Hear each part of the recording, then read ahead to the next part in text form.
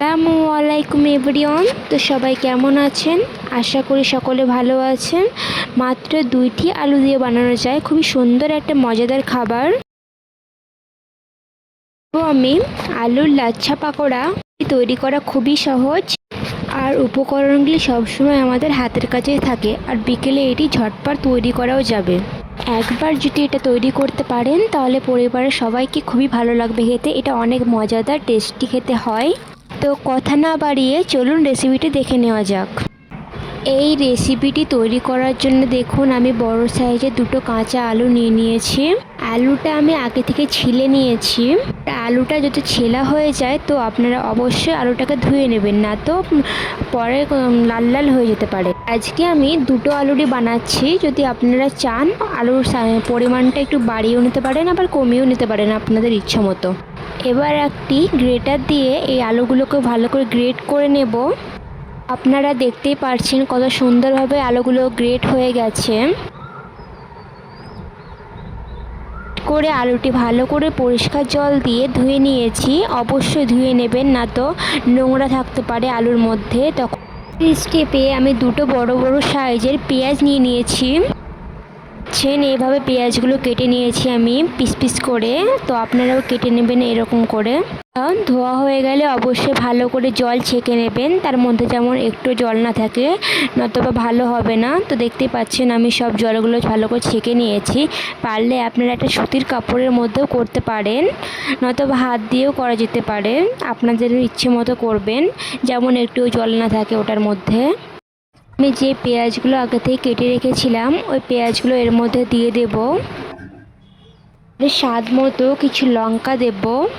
আপনারা যার যেমন ঝাল খেতে ভালো লাগে সেই রকম দেবেন লঙ্কার পরিমাণটা। তারপরে ভালো করে হাত দিয়ে এরকম করে মালিশ করে নেব।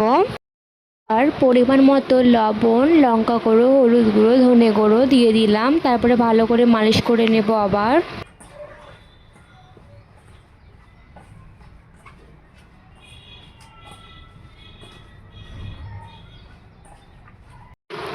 তারপর নাস্তাটাকে ক্রিস্পি বানানোর জন্য আমি এখানে দিয়ে দিচ্ছি 1 চামচ মতো কর্নফ্লাওয়ার।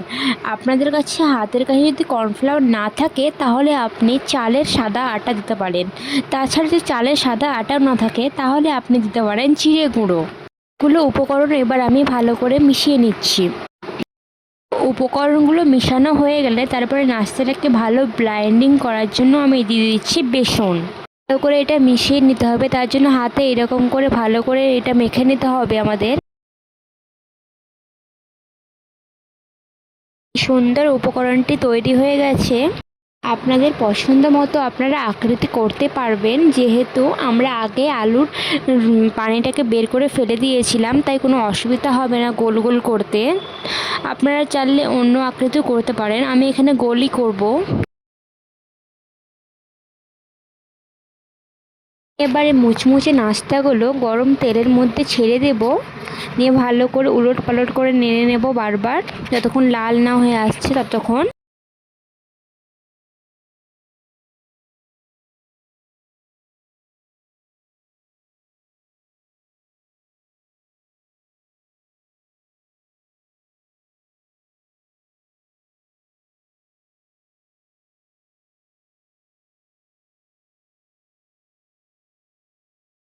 এবার ভাজা কমপ্লিট। তো দেখুন নাস্তাটা কত সুন্দর হয়েছে, মাশাআল্লাহ খেতেও অনেক ভালো লাগছে, দেখতেও অনেক সুন্দর লাগছে। তো চাইলে আপনারাও এটা বাড়িতে ট্রাই করতে পারেন, অনেক সুস্বাদু হয়েছে।